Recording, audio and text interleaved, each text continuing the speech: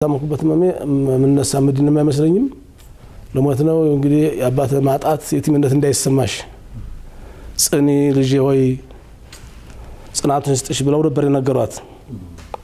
ይሄ ነበር ያስለቀሳት። በኋላ ደሞናይም አብለው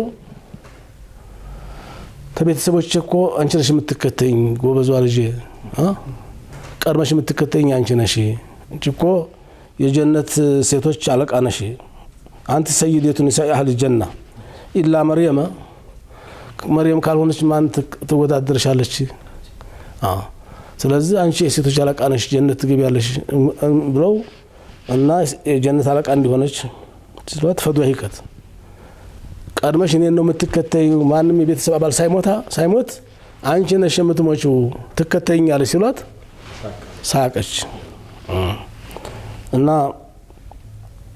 ሚስጥር እንግዲህ ኢማን ያለው ሰው ቢነግሩት የማይጎዳ ከሆነ ችግር የለው እንደ ያለ ኢማን ጠንካራ ኢማን ያለው hatta ነብያችን እኮ ሰለላሁ ዐለይሂ ወሰለም አለ አማር እንደዛና እንደዚህ ነው የምትገደለው ዑስማን ጢምህ በደምስ ሲለወስ ግዲን እናንተ ብናኑ ኩርፈን ወጣናል እኮ አለቃ መሪ እንደዛ ታለህ እንደው ዲኑስ እንድትወደዋለህ ግን የኢማናቸው በተግባር አምነው ነበርና ምንም አይመስላቸውም እውነቱን ነግሯቸዋል። ኡሁድ ተራራ ሲንቀጠቀጥ ሁለት ሸሂዶች እኮ አሉ አንተና እኮ በጠላት ነው የምትገደሉት እንደ ማለት ነው ስማቸውን ጠርስተው እና እንደዛ ነገር ነግሯቸዋል። እና ይሄን ሲነግሯት ሳቀችም አለቀሰችም። በኋላ አይሻ ረዲየላሁ ተዓላ አንሃ ምንድነው ነገሮች ነው ሳቅሽው ሞነሽ ነው ሰው ደሞ አለቀሽው ብለው አይሻ ይጠይቃሉ። እና ፋጡማ ምን አለች?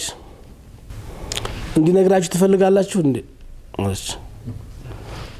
ሚስጥሩ አላደርገውም ሚስጥሩ ላ ኦፍሽ ሲራ ረሱላህ ሰለላሁ ዐለይሂ ወሰለም አሁን የነገሩኝ ሚስጥር እሳቸው በህይወት እስካሉ ድረስ አልናገረውም። እንግዲህ ሞላሽ አልነገረችም ብለው የሚቆጣ እንጂ አልነግርም አለች። እና በዚህ ጊዜና ነብዩ አለፉ ሰለላሁ ዐለይሂ ወሰለም ታለፉ በኋላ ፋጡማ እንግዲህ ያው 6 ወር ቆየችው 6 ወር በኋላ እንግዲህ በ29 አመቷ 30 እንኳን ሞላትም ስትሞት ዛሬ ነብዩ አባቴ ጋር ቀጠሮ አለኝ ያለች ነው። እና በኋላ አሁን ልንገራችሁ አለች ለናይሻ